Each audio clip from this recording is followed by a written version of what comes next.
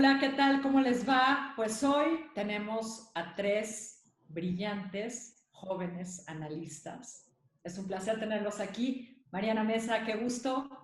Hola María, gracias. Alexandra, como todas las semanas, gustísimo. María, el gusto es mío.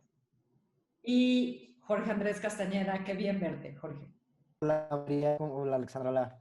Bueno, mucho gusto estar aquí con ustedes. Gracias por la invitación. No, hombre, al contrario, qué bueno que la aceptaste. Bueno, pues empecemos, ¿no? Donald Trump está en gravísimos problemas.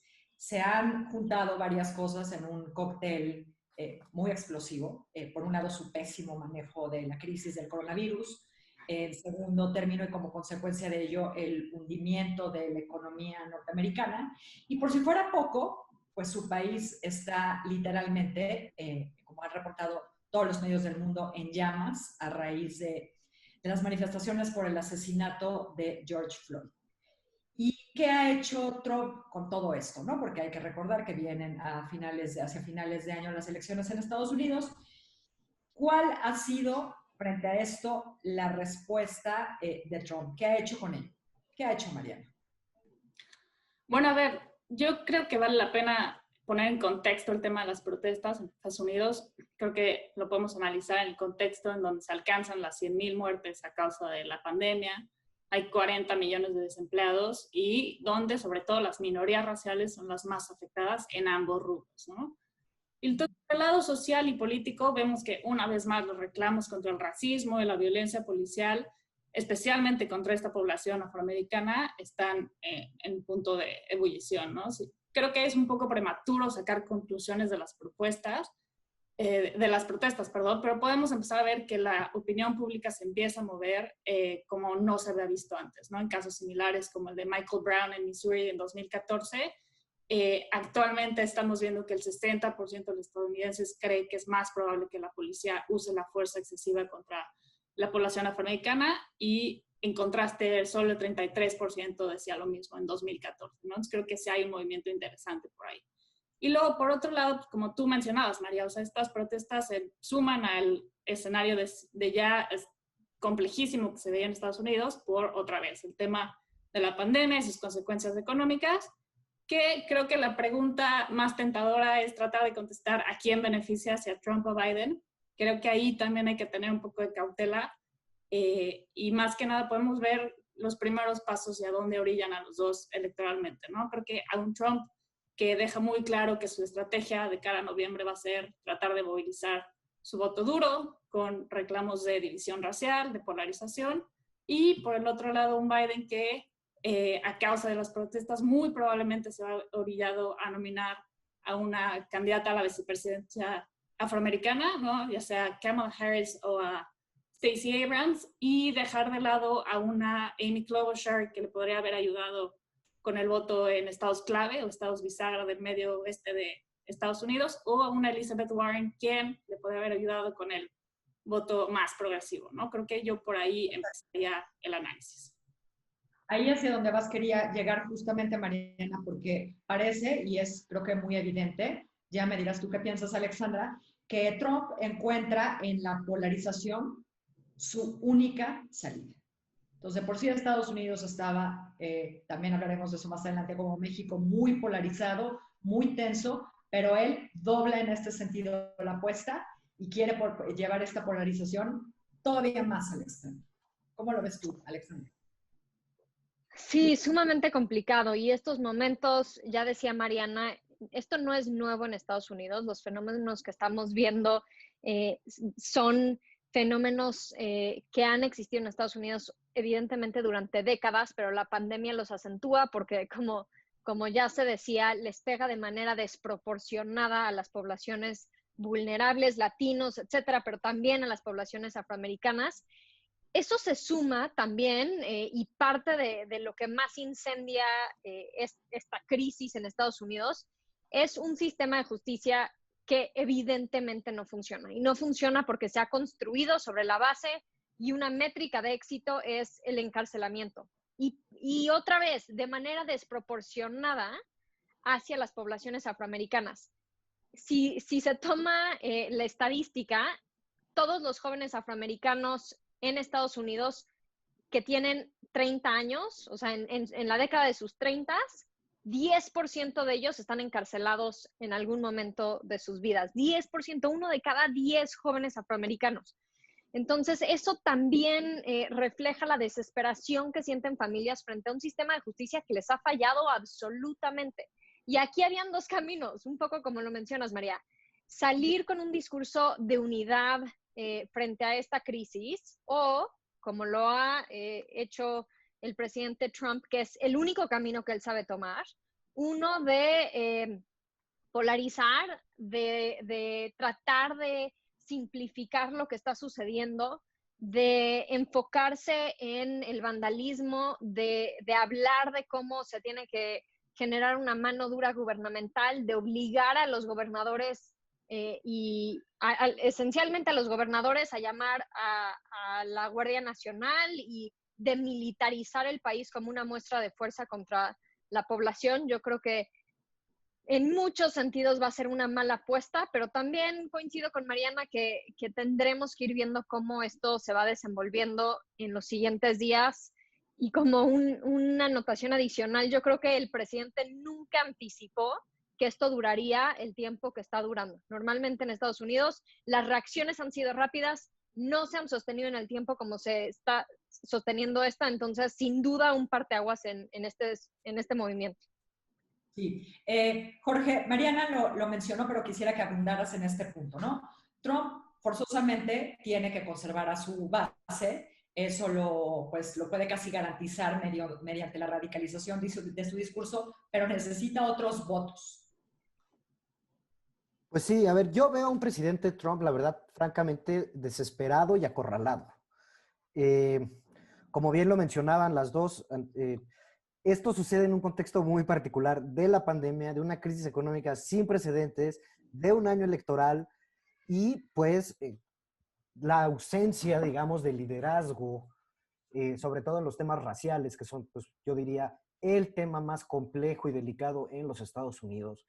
Todas las estadísticas que acaban de mencionar, digo, todos hemos visto ya muchas veces qué pasa con estas ejecuciones extrajudiciales de la policía, sobre todo a jóvenes afroamericanos, y que ahora con las redes sociales están grabadas en la televisión. No es que esto es nuevo, lo que pasa es que esta se grabó y vimos cómo el oficial pone sus rodillas sobre la garganta de George Floyd y él ruega por su vida y pierde la vida en una forma espantosa. El hecho de que estas imágenes se han repetido ad nauseam, que Trump ya estaba en una situación frágil en la que yo veía complicado que pudiera ganar en noviembre y que estamos ante la crisis económica, como bien mencionaba Mariana, 40 millones de estadounidenses en el desempleo, pues está acorralado, no sabe muy bien qué hacer e incluso está perdiendo parte de su apoyo en el Partido Republicano, en la parte más tradicional, digamos, ¿no? Las declaraciones del general Mattis el día de ayer, ayer en la noche, cuando dice que pues, es anticonstitucional enviar al ejército, que el ejército no está hecho para eso, incluso las muestras de solidaridad de algunos cuerpos policiales en algunas ciudades de Estados Unidos que han sido repetidas en los medios de comunicación y en redes sociales, pues ponen al presidente en una situación en la que está desesperado, luchando por su vida, porque sabe también que si pierde las elecciones, lo más probable es que acabe en la cárcel. Entonces, estamos ante una situación en la que él está desesperado, repito, buscando justamente polarizar, y su apuesta, me parece a mí, que es, pues iba a perder de todos modos todos los estados llamados liberales en las costas y en parte de Illinois, etcétera, pero cree que esta postura de mano dura le va a ayudar a asegurar los votos de los estados bisagra que lo podrían llevar a un camino a la reelección en noviembre. Y hasta cierto punto hemos visto que eso puede empezar a ver cierta realidad. En el estado de Pensilvania, que es uno de los estados más importantes, en las últimas encuestas que salieron estos días, sí está Trump un par de puntos arriba, cuando en el resto del país ya está muy por debajo de Joe Biden. Entonces, pues yo lo veo tratando, como bien decías, de polarizar para activar a su base y hacer alusión a los sentimientos más racistas y terribles que existen en Estados Unidos para tratar de movilizar a su base. Ahora, Mariana, tú lo decías al principio, pero parece que la radicalización del discurso de Trump no podía encontrar, lamentablemente, un mejor escenario, un mejor caldo de cultivo, digamos, que el de la pandemia. Sí, sin duda. Yo creo que es un escenario que pone la luz sobre las estrategias electorales. Sin embargo, yo creo que parte del discurso de Trump no es nuevo, ya lo dijimos, es un discurso en el cual se montó desde su campaña de 2016, ¿no? De enfocarse en la seguridad, de enfocarse en la polarización.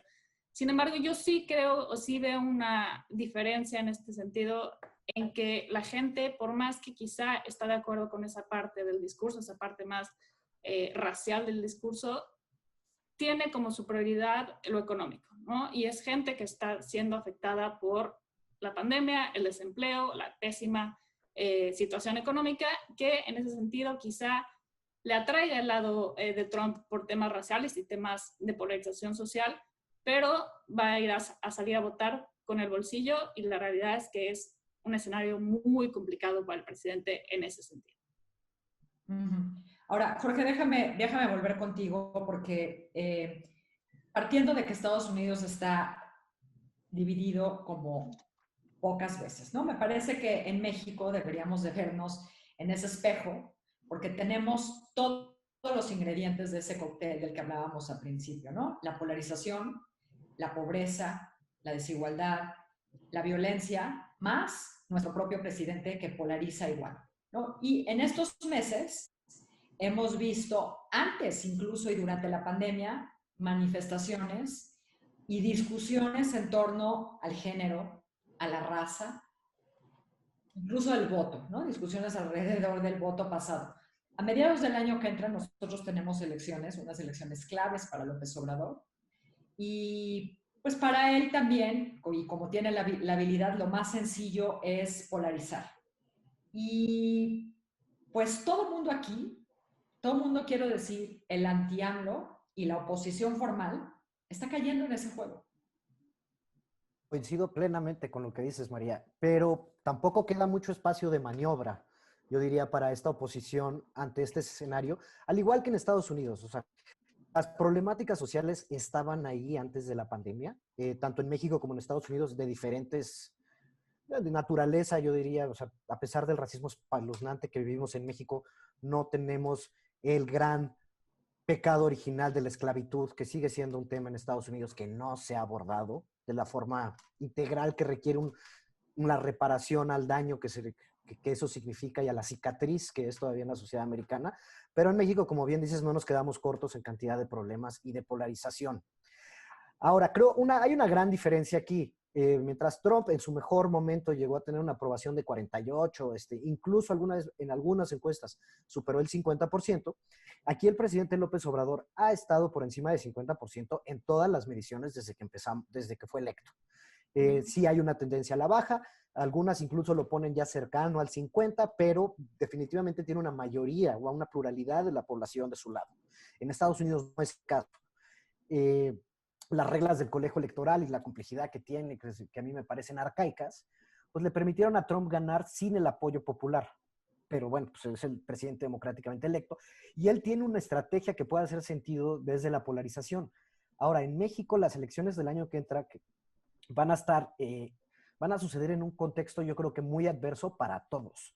Ya lo vimos con las cifras del INEGI presentadas esta semana. Si se perdieron 12 millones de empleos en el último mes y medio, estamos ante una situación catastrófica. Digo, 40 millones en Estados Unidos también es una situación catastrófica, pero allá existe un poquito más de una red de protección. Existe el seguro de desempleo, etcétera, etcétera. Aquí en México, esas 12 millones de personas están desamparadas y estamos en una situación de violencia desbordada. Entonces, si le va a funcionar o no al presidente el camino de la polarización, y él es el que dicta la agenda, él tiene las cámaras y los reflectores todos los días. Lo que haga o no haga la oposición, digamos, los grupos críticos que puede llegar a ver al presidente, pues no pueden no polarizar si los están polarizando todos los días a la mañana y a las 7 ahora, ¿no? ¿Cómo va a responder la sociedad mexicana? Yo es una de las grandes interrogantes que veo y me parece que vamos a tener uno de los comicios más interesantes, pero más desgastantes que hemos vivido, porque si en el 2018 pudo haber sido desgastante digamos, a nivel social y a la polarización a la que llevó, yo creo que las del año que entra van a ser peores y pues a ver cómo evoluciona la situación. Creo que hacer cualquier tipo de predicción en este momento es demasiado aventurado. Sí, es cierto, Alexandra. Una dice que queda poco margen y creo que tiene razón. Sin embargo, ¿cómo ves tú a la oposición? Porque yo no veo a una oposición imaginativa que se reinvente, ¿no? Empiezan a surgir, digamos, algunos liderazgos locales, pues creo que tímidos, ¿no? Y sí creo que no han, digo, lo dijimos desde recién celebradas las elecciones, como que no han terminado de procesar que sí el desastre que dejaron, pues lo que provocó es que llegara un personaje como López Obrador a la presidencia, ¿no? Y en lugar de terminar de procesar esto, no sé de qué manera, pues siguen en la recriminación de los votos a quienes llevaron a López, a los millones que llevaron a López Obrador al poder. Es decir, le están haciendo la tarea a López Obrador, ¿no? Yo creo que en estos términos en los que está ahorita, el presidente tiene el juego ganado. Yo difiero, por favor, si pues Sí, puedo. no. Pero, Alex. No, mira, la realidad es que lo hemos dicho muchas veces tú y yo, María, y es que por más que el presidente siga cayendo y cometa una serie de tropiezos, si no hay una oposición que puede hacer de alguna manera un contrapeso y ofrecer un camino distinto, entonces va a ser bien complicado el camino rumbo a las elecciones intermedias. Y yo creo que si la idea de la oposición de reinventarse y atraer votantes es jalar a la senadora Lili Tellez, entonces, o sea, tiene un montón de camino el presidente López Obrador para seguirse ocupando sin que eso movilice votos hacia la oposición. Entonces, la primera cosa es esa. El reto de la reconstrucción de la oposición es gigantesco rumbo al próximo año.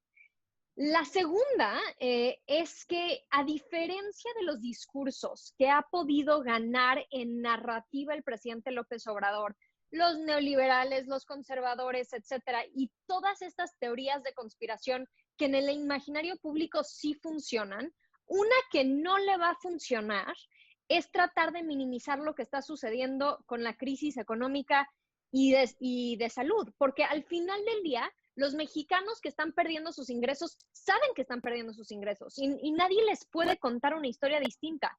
Las familias mexicanas que están perdiendo a un ser querido, que vieron cómo ni siquiera pudieron recibir atención médica, que se murieron de COVID sin tener una prueba positiva de COVID, a ellos tampoco les van a poder vender una historia muy distinta de que todo en México va marchando con normalidad y con eficiencia. Entonces, ahí es donde yo creo que este discurso que ha funcionado para otros fenómenos en el país no necesariamente va a funcionar en este sentido.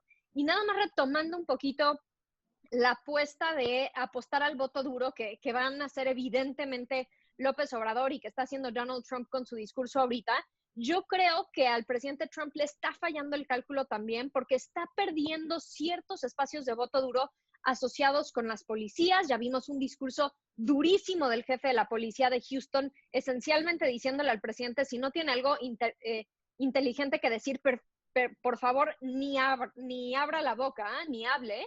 Estamos viendo también una carta que se publica de un general de Estados Unidos, sí, diciendo, esta no es una carta al general Mattis, esta es otra carta, pero también diciendo en un mensaje a los Joint Forces que ellos tomaron y le hicieron una promesa a la Constitución y que muchas de las indicaciones o del discurso que está dando el presidente no va en línea con esta promesa que ellos hicieron al asumir su cargo. Entonces, ahí también hay un riesgo enorme de que empiece a perder, si pierde estos espacios de apoyo conservadores, también puede estar en riesgo esa base dura del presidente en Estados Unidos. Jorge, querías decir otra cosa. No, Mariana, por favor. Ahorita me gustaría hablar de esto de la oposición, pero no quiero.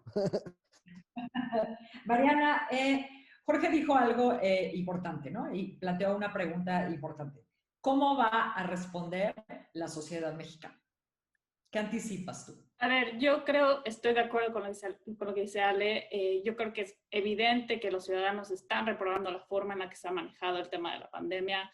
no creen en las cifras del gobierno, creen que es un mal momento para reabrir y estamos reabriendo, están en contra de las giras del presidente y sale a las giras. Entonces, esto combinado con el escenario complicado que estamos viendo, creo que va a ser un contexto difícil de articular el proyecto de la 4T de cara a esta elección, que si bien está lejísimos, puede ser un momento muy difícil para el presidente en articular esa narrativa que necesita para tener los votos que se necesitan para ganar, ¿no? Por otro lado, estoy de acuerdo con el planteamiento que en México desafortunadamente la oposición está fragmentadísima, sin una propuesta y una narrativa que se necesita para poder movilizar cualquier proyecto de alternativa que sea, de la derecha, de la izquierda, del centro, el que sea, ¿no? Y también pues son elecciones intermedias en donde el voto tiende a fragmentarse en los distintos partidos de oposición, ¿no? Y eso favorece al partido del presidente. Morena obviamente tiene todas las de ganar en ese sentido de matemática, ¿no? Pero yo creo que vale la pena, voy a tirar ahí un dato que puede ser controvertido, que en 2008 el PAN tenía un 38% de intención de voto efectiva, ¿no? Calderón tenía más o menos un 63% en aprobación. En 2009 tenemos la pandemia del H1N1, además de la crisis económica que estamos viviendo de 2008, y el PAN llega a las elecciones del siguiente año con 26%, es decir, pierde un 10% considerable en la intención de voto que tenía el año anterior, ¿no? Creo que puede ser una buena pista de hacia dónde puede ir la contienda el siguiente año. Jorge, antes de que cambiemos de tema. En el tema yo he escuchado mucho esta crítica a la oposición, y a ver, yo tampoco veo a la oposición por la que yo quiero votar. En eso estoy totalmente de acuerdo y lo hemos platicado, María. Pero yo creo que tenemos que ver más allá de, ahora sí que de las posturas que existen en la Ciudad de México en cierto, lo que yo llamo a veces la progresía de clase media alta.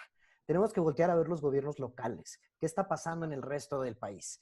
Y la verdad es que la gente muchas veces, sobre todo en elecciones intermedias, digo, Mariana, que especialista me podrá corregir o no, pero la gente en elecciones intermedias vota mucho más evaluando la gestión local.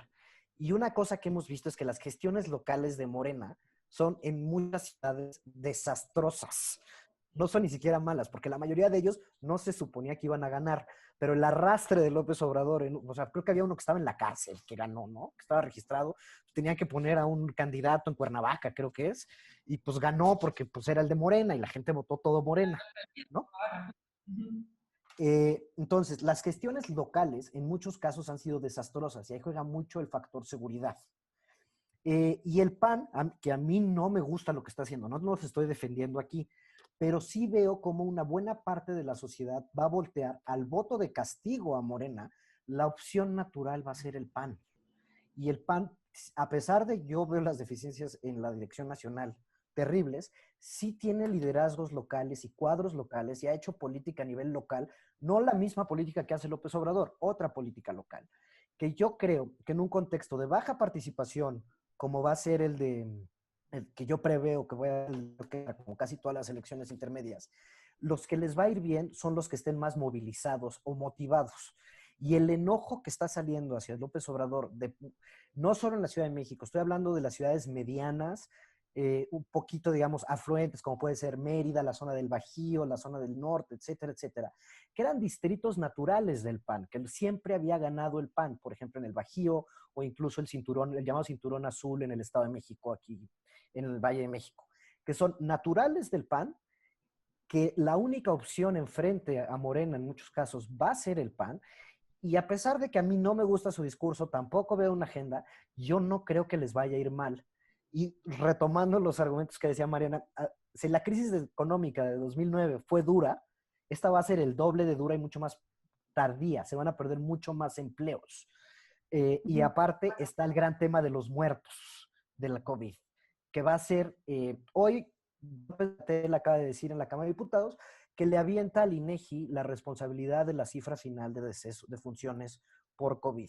Entonces se pone al INEGI en camisa y de eso, once pero varas. ojo, esa cifra no va a estar hasta dentro de un año, después No de las sabe, elecciones. El pues INEGI va a poder publicar esa en cifra. una de esas el INEGI la tiene que publicar antes o no. Los puso en una camisa de 11 varas que si no la publican antes, los de la oposición van a decir el INEGI está colaborando con el gobierno. Y si A la ver, espera. publican antes, los López Obradoristas van a decir lo contrario. Los acaba de Justo poner que problemón. no me quiero ir sin que hablemos de COVID, ¿no? Y podemos decir, pues sin asomo de duda, que al día de hoy la epidemia no se ha acabado, ni mucho menos. El peligro persiste y persiste en todos los estados de la República, ¿no? En el acumulado tenemos el peor día, ¿no? Con más de 1,000 muertos, Alexandra. Sí, María, y yo creo que no solo es dónde estábamos parados el 1 de junio, el día que terminó oficialmente, según el gobierno federal, la Jornada Nacional de Sana Distancia, pero lo que sucedió antes de eso. En el momento en el que de manera muy desatinada, con muy mala estrategia de comunicación, el doctor López-Gatell y el presidente López Obrador empezaron ya a hablar de la normalidad, de la apertura, de la gira que iba a tomar el presidente, eh, empezamos a ver cómo se afectaban las cifras de movilidad y la gente no empezó a retomar un poquito más de normalidad el 1 de junio. La realidad es que en la Ciudad de México y también evidentemente en todos los estados, ese incremento en movilidad se dio antes. Entonces, vemos estadísticas que muestran un incremento en movilidad desde el 18 de mayo aproximadamente, y esas 2 semanas adicionales que se hubieran tenido de la segunda mitad de mayo no le dieron al sistema el aire que se requería para bajar las infecciones, para desaturar a los hospitales como si hubiera en un escenario optimista tenido rumbo al 1 de junio. Yo sí estoy muy nerviosa frente a cómo van a seguir progresando las siguientes semanas en la Ciudad de México. Creo que abrimos en un momento que políticamente hacía sentido para el gobierno federal, pero no necesariamente en términos de la pandemia, de salud, de saturación hospitalaria. Hemos visto la única oposición realmente ha venido de gobernadores frente al gobierno federal y las instrucciones que ellos han dado. En ese sentido coincido contigo, Jorge, que creo que hay muchos ciudadanos que sienten que su gobernador lo ha hecho mucho mejor que el desempeño del gobierno federal en términos de cuándo planear la apertura y cuántas pruebas hacer y cómo hablar de la pandemia, pero sí estoy preocupada por las semanas que vienen, María. Mariana, tú ya viste esta película, ¿no? En Estados Unidos antes que nosotros. Sí, y a ver, yo creo que sin duda, creo que lo que también mencionaba Alexandra es importante. No solo veníamos en un escenario terrible de semanas previas, sino de meses anteriores en donde la economía en México ya venía a la baja, donde el índice de confianza del consumidor venía a la baja, donde las inversiones venían frenadas. Es decir, no nos agarra en un buen momento.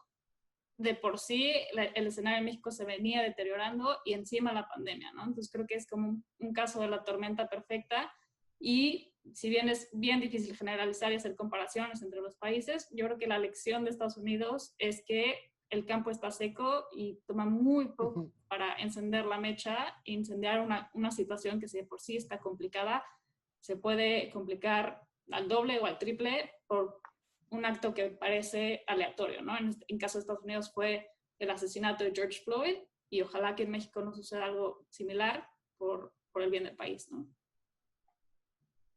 Jorge, para cerrar. Pues sí, y digo, recalcando lo que dice Alex, yo sí creo que se han cometido errores muy graves en la comunicación de las cifras del COVID en México. A pesar de la elocuencia que sin duda tiene el subsecretario López-Gatell y que se ve bien en las cámaras, por decir, ha dado un montón de cifras contradictorias. Incluso se contradicen las cifras que él publica con las de la Ciudad de México. Luego tenemos datos como los que sale hoy en el diario El País, en el que más de la mitad de las personas que desafortunadamente han perdido por la vida por COVID ni siquiera les entraron a terapia intensiva. Entonces, de repente ya no hace tanto sentido ver la capacidad hospitalaria porque la gente se está muriendo sin entrar a los hospitales, y entonces de repente ya no es necesariamente un indicador de dónde estamos. El hecho de que hemos pasado de 6 a 8, a 12, a 30, 35 mil, predicción en las defunciones, como un papel muy protagónico, y entonces pues La oposición obviamente lo tomó de objetivo porque había que golpear a un nuevo personaje que creó el gobierno, como para rayos quizá, pero bueno, digamos, socavó su legitimidad ante la comunicación crucial que tenía que tener la ciudadanía. Entonces, pues ya nadie sabe muy bien en dónde estamos. Los 11,000 defunciones que tenemos hoy con toda la cifra de ayer, en realidad, pues ya todos más o menos sabemos que son más. O sea, ya se comprobó por Mexicanos contra la Corrupción, por el diario El País, por un montón de análisis que pueden ser de 2 a 3 veces más.